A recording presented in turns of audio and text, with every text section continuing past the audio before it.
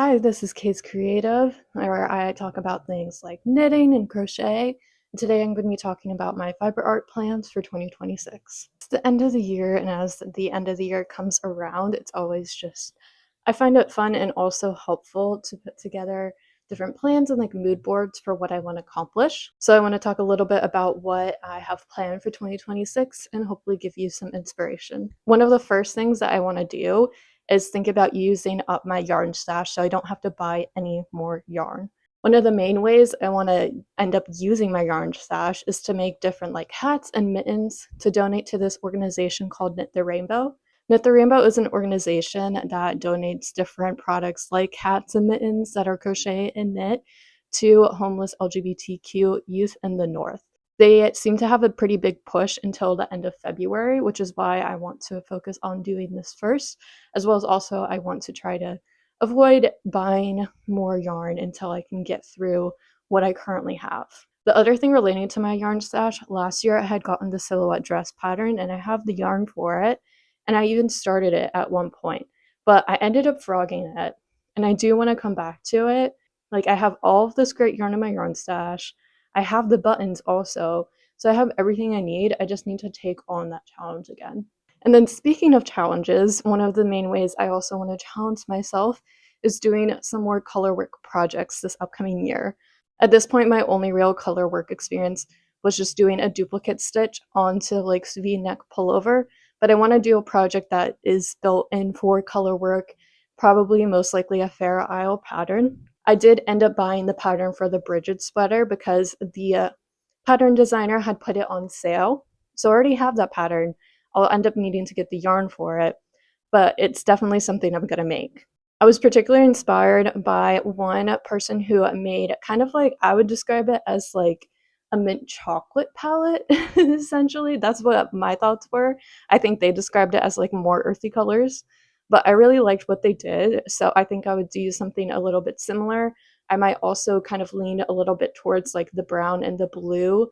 I also tend to have a lot of green on my closet already, so maybe that will kind of help break it up a little bit. The other color work piece I want to do is the bifruca vest. This is something that has been on my like want list for quite some time.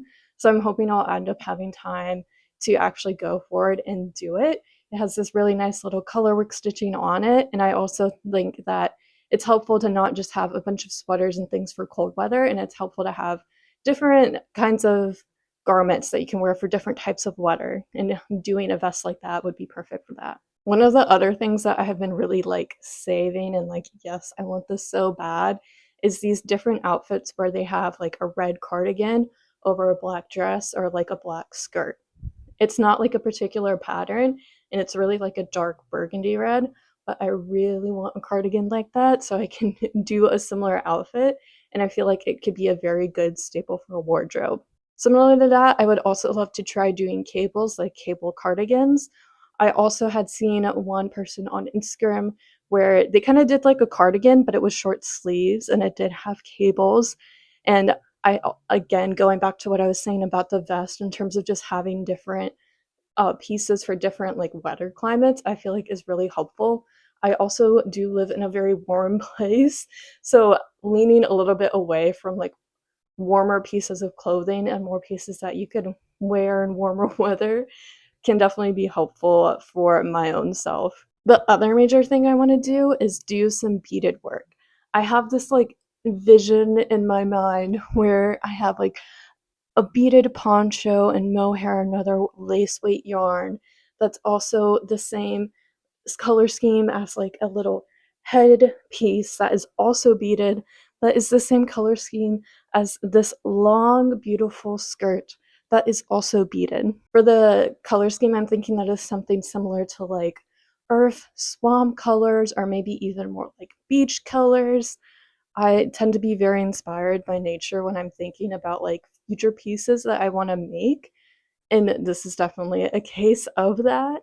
I do think that I need to be patient with the yarn for this because I want to make sure that I get a nice like hand-dyed yarn. Of course, those are more expensive, so I feel like I'll have to take it slowly, maybe start with the poncho, then go to the headpiece. The longest part would definitely be the skirt. The other thing is also, of course, finding the beads. I'm thinking like trying to go for like eBay or just talk to different people that I know who have different sources of beads and see if maybe what I can get off them for this project, maybe. And maybe I just might also look a little bit more online. But I feel like once I have the yarn chosen and bought and in my possession, then I'll be able to really like solidify my bead choice. Now for that, for the poncho, I think I will end up following an amazing Miss Grace footsteps with what she did because she was ultimately my original inspiration for this idea. The other thing with this poncho is I saw this other version, which was like a really gorgeous one that was going around your neck and down the back of your body that I feel like could also look really good with a little bit of beads to add a little bit of sparkle in it. I feel like that could look really amazing, but I'm not super positive about that yet because feel more strongly about the poncho idea and I don't want to end up with too many ponchos. Like, how many ponchos does a girl really need, you know?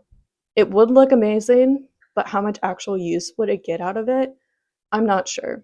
So it's a thought in my mind, but I feel like that one's not as solidified as the rest of these are because the rest of these are ones that I've been thinking about for a while or have yarn for. And then in terms of self-draft plans, I'm going to be making a hoodie. At first, I'm going to start with making a version for my boyfriend, and eventually I'll get one for me. But it's going to be something that's really like oversized, and I'm thinking of doing saddle shoulders, and I'll also have a hood, and then similar like a kangaroo pouch. I've been looking at like the sweaters that he likes to try to take measurements and aspects from those to make the sweater, as well as also thinking about previous patterns that I made and what elements I really liked in those sweaters, which is where the saddle shoulders come in. So those are just some of the fiber art plans that I have for 2026. I would say those are the most solidified ones that I have. I think it'll be interesting to see what I do end up doing and what I end up adding over time as I see more patterns come out or get inspired by different people. But I also am very excited to see what I can end up doing from this list. I hope this gave you some inspiration for your own plans. Leave a like and comment below what you're wanting to make in 2026 and subscribe. Bye!